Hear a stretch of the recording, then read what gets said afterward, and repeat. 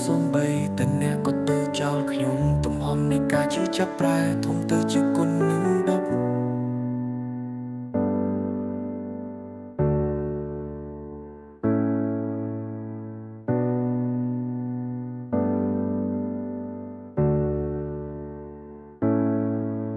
ហេតុអ្វីមិនងាយបំភ្លេចដឹកបានហេតុអ្វីមិនងាយលុបការចងចាំ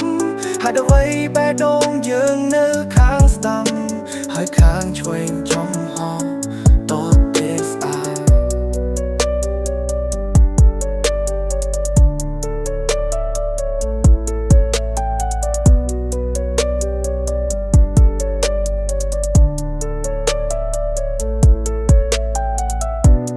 ហេតុអ្វីចាំបាច់ជឿចាប់ហេតុអ្វីចាំបាច់នឹកគេ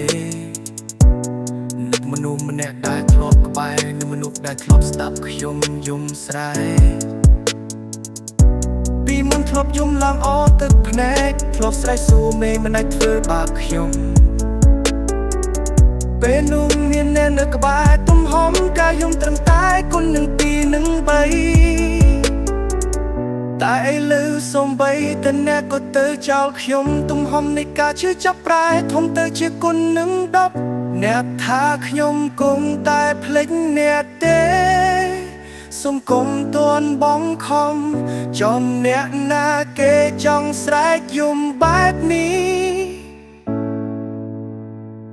ឈឺចាប់ខ្លាំងពេកឈឺពេកគ្រប់គ្រងខ្លួនឯងមិនបានខ្ញុំទ្រាំរស់ទាំងវេទនាគ្មានអ្នកណាយល់ទេ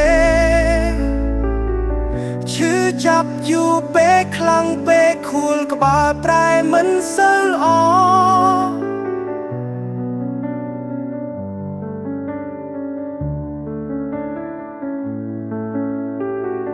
គូធ្វើអ្វីបន្តបាននឹកអ្នក